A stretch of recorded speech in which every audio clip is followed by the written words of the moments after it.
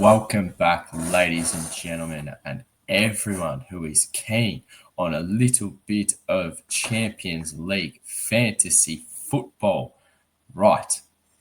Just spoke to DR, gave him a call. He said, we need to do something. We need to update. We need to get into the Champions League fantasy. And I thought, yep, absolutely perfect. Got you covered for that. So he wrote out a check. I edited it, put a few more zeros on the end. We came to an agreement. And we've got some UCL Fantasy content coming to both channels, official channel and the side channel. But if you don't know what UCL Fantasy is, it's like FPL, like Premier League Fantasy, except it's Champions League, different format. You have 100 million to spend. But first, you're going to download the app or you're going to jump onto the website, however you want to find it. You want to create a team, you're going to join this league code. XAJHRV. Make sure if it's capitalized, you capitalize it. Pretty simple. Don't mess it up. Join the league. Anyway, simple as that. Like joining any other league. Check the description. I'll leave the link in below so you can just click on that, go straight into it. No issues, no whackers. But if you're keen on it, just do it. All a bit of fun and a little a little less hectic than Supercoach EPL and a lot less hectic than FPL. But basically, if you're keen for some UCL fantasy, you're going to enjoy this. So you've got 100 million to spend and you get to pick players from 32 teams that are all trying to obviously win the Champions League. Right.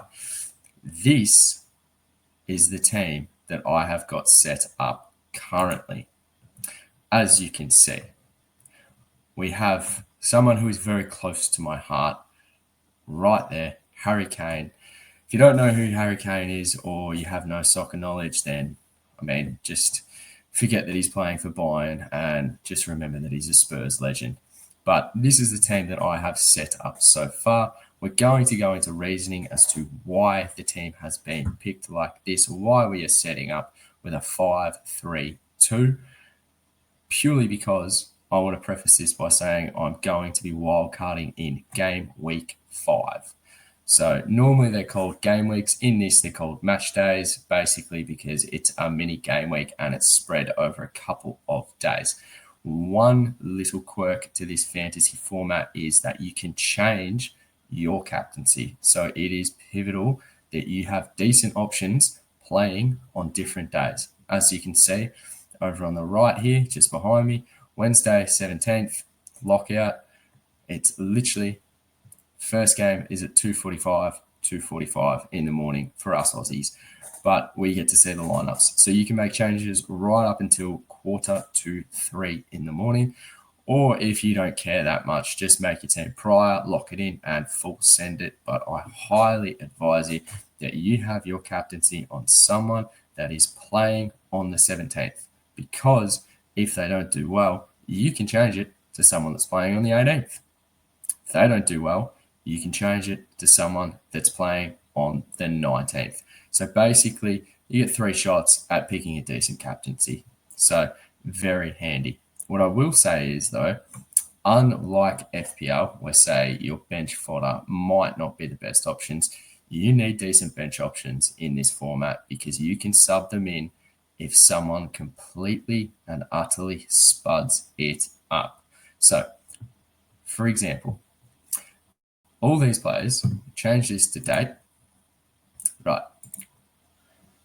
See how we have players on the 17th and obviously 18th here. For instance, if Arsenal do not keep a clean sheet, then I can sub the Arsenal boys out for players that are playing later on. Fancy that. They're all from Sporting, so hopefully they do well.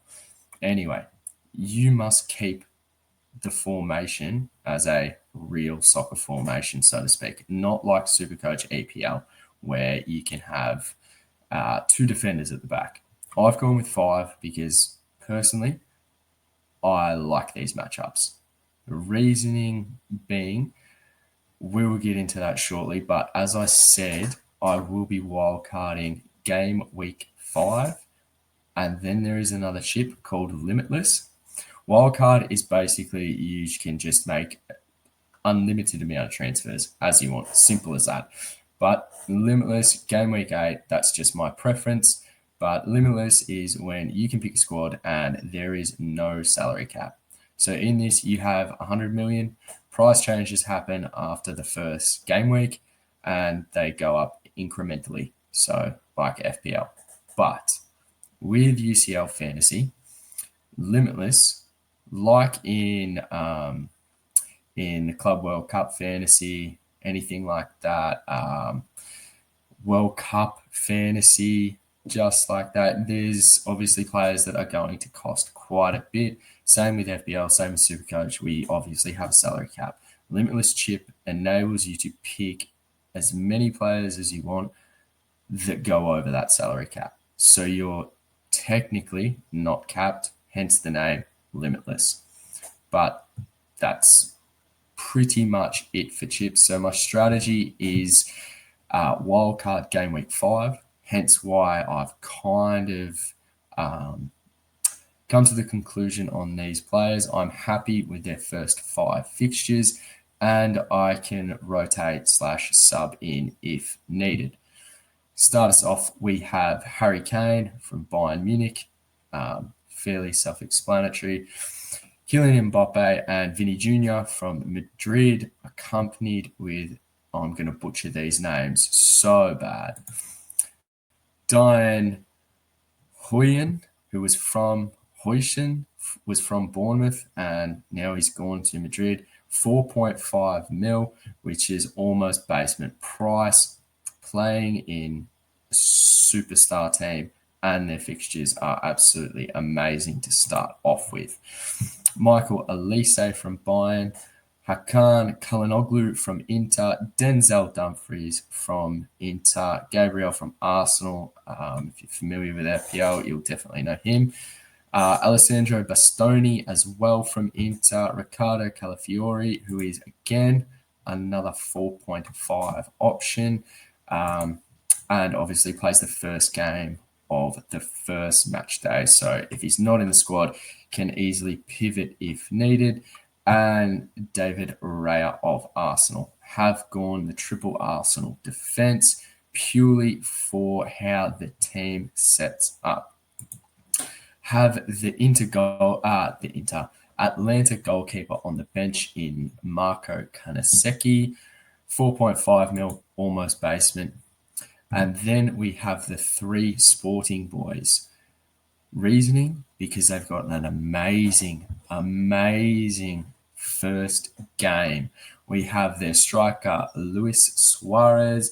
We have their, I believe it is their attacking mid in Pedro Goncalves, and also Francisco Trincao, who plays on the left, or I've got that the other way around. But Trincao is 6 mil, recently returned in the game overnight, which I was waiting to make my decision on.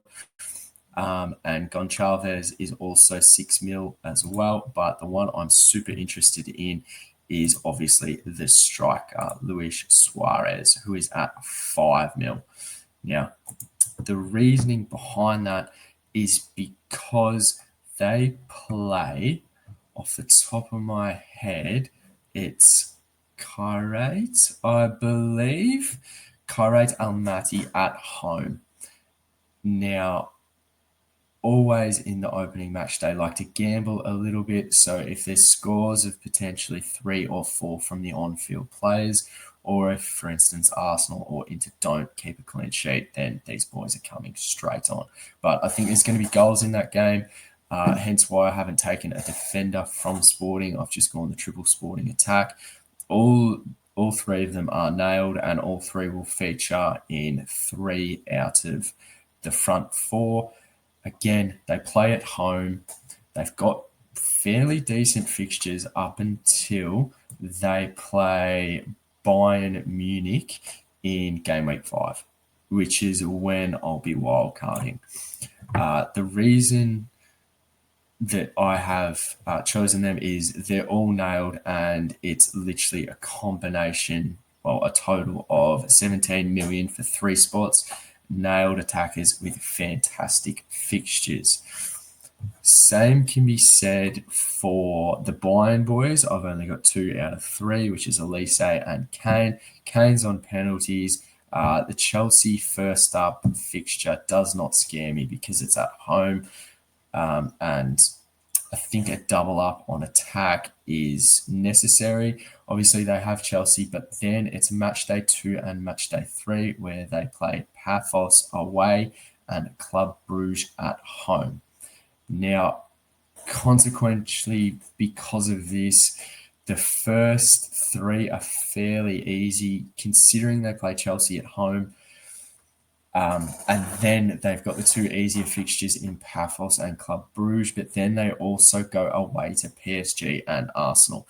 Now, we all know the quality of Harry Kane, and he's on penalties, so chances are I'll be keeping him but ditching Elise. Next up, the reasoning behind Calhanoglu, Denzel Dumfries, and Bastoni is because Inter, their first 5 are amazing. Absolutely amazing.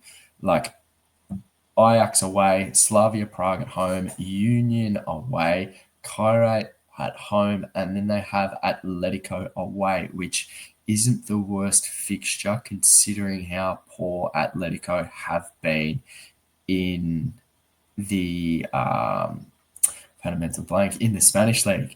So Calhanoglu, despite having Thuram and Martinez in the team as the upfront strikers, he's on penalties. He scored overnight twice at the brace against Juve, which they evidently lost. Denzel Dumfries literally is going to be playing on the wing and doing whatever he wants. He's not really a defender. He's more of an attacking option. Plays in that midfield role out wide. Not really in that back 4. They kind of cover him. 24%. I actually think he's under-owned there, and he's, well, the highest price for defenders that you can get to. Partnering him in that into defense is their centre-back, Alessandro Bastoni, who comes in at 5.5. There is a cheaper one in, I'm going to butcher this, Acerbi, but he is at 4.5, but he's also 37 years old. So he's older than me. I'm not trusting that. I'm going to go with the nailedness of Bastoni. Gabriel, we know he's going to be, like, he's nailed in that Arsenal defence along with Raya. The only one that I'm not 100% certain on is Calafiori, who I got hooked early against Forest for Arsenal in the Prem. So I'm fairly certain he's going to start for Arsenal and offers that attacking threat. In saying that, we'll be checking the lineups. If he's not going to be starting, then he goes. Simple as that. The Sporting boys, I mean, as I said, it's those fixtures early. Was deciding between the triple Sporting attack or 2 Sporting attackers and potentially a Benfica attacker or a Napoli attacker. But it basically came down to the fixtures. Napoli were a close second. They've got City away first up, but then they've got Sporting at home, PSV away, Frankfurt at home, and then Karabakh at home. So we'll be jumping into Napoli accordingly, just not for match day 1. Obviously, you get the transfers so you can pivot if needed. Raya is basically set and forget, like when we're talking about him. Atletico, Frankfurt, Atletico Madrid, Slavia, and then Bayern for game week 5. Will definitely be wildcarding game week 5 because I don't think I would be too comfortable going into a Bayern Arsenal game having 2 defenders from Arsenal. But as stated, reasoning behind the Inter boys, I mean, a 7 million midfielder on penalties with those fixtures, sign me up. You've literally got one of the most attacking assets playing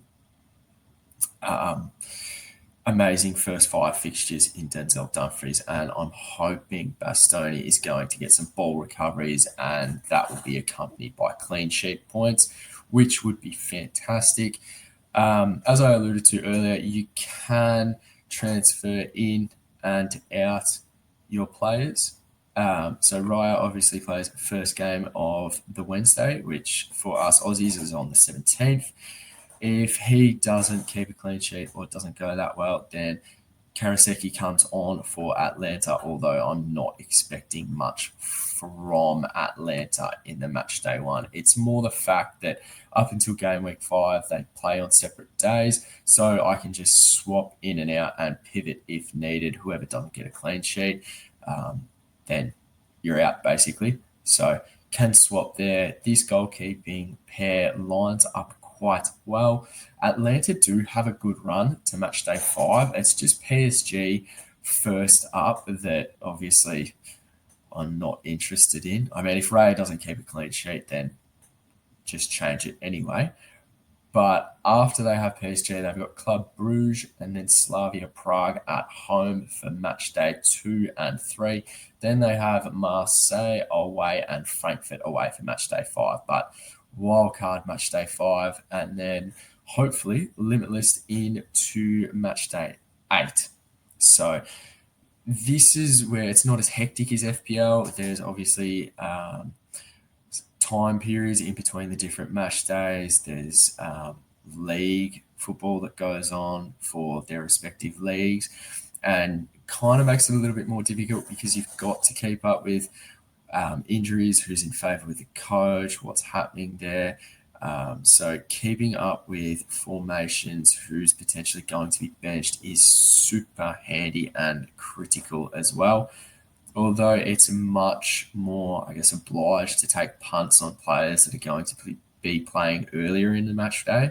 So if they don't play or if they come off the bench, then you can just swap them out. Hence why on the last day, obviously City play, but in my opinion, Sporting are a fairly decent team to double up on or even triple up on, which I've done. As I said, I've got 3 out of the front 4 attackers, so I'm hoping that it is an absolute goal fest there.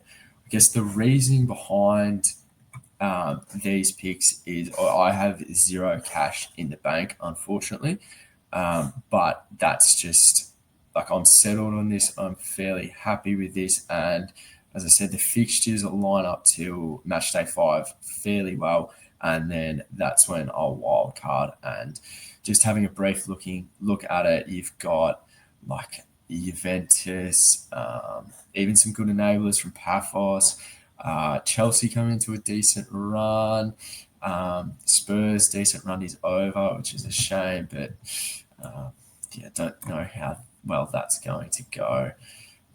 Arsenal seems to be okay throughout. Then Ajax as well, Barca again. But we'll see how we go when we get there. I did jump on Fantasy Football Pundit as well because they've got a massive resource for anytime goal scorer odds and clean sheet odds. So going through the clean sheet odds, Arsenal is at 36%, hence why I've got the triple up. Inter, 33%. Again, double up. Madrid with Huijsen at 40%. And Atlanta is down at 10%. But hopefully I won't need to bring Karaseki on. Anytime goal scorer odds is hugely intriguing. Kane and Mbappe lead the odds. Kane at 55%, even at home against Chelsea. I guess he's on pens. And same can be said for Mbappe, who's at 67%. Vinny Jr. at 38%. You've got Michael Elise at 31%. Kalinoglu on pens for Inter. Pretty favourable matchup, has 20%. That's just goal scoring, not assists. And the Sporting boys, Luis Suarez is at 60%. We also have Trincao at 46%, and Goncalves is at 39%. As you can see, 1% owned, which criminally underrated. Trincao is at 2%, and I think Suarez was at 5% last time we checked. No, 2%, which is, insane. Well, 5%, 5 million. So I think that's absolutely insane odds there. Captaincy, for me, it's going to be Mbappe into Kane. And worst comes to worst, if I need to go into match day 3, it will be Luis Suarez of Sporting. But yeah, you can change your captains each match day. Make sure you're making your subs as well, because it's super, super handy to be able to do so. And yeah, absolutely jump on the app, get onto the website, make sure you get in there, definitely join the league code. And if you haven't already, drop a like, drop a sub. This will be going out on both channels. As I said, DR basically let me write my own check. So I added a few more zeros onto there. Check out what they're doing on the actual the NBL game day squad videos with Verns and the other superstar that I shall not name. He knows who he is. He's doing a fantastic amount of work there, and DR's on there as well. So make sure you get on there, check the boys out, because they're doing such a good job. They really are. As you know, I know nothing about basketball. That's why we're doing the soccer side of things. But as I said, make sure you have a look, get onto this.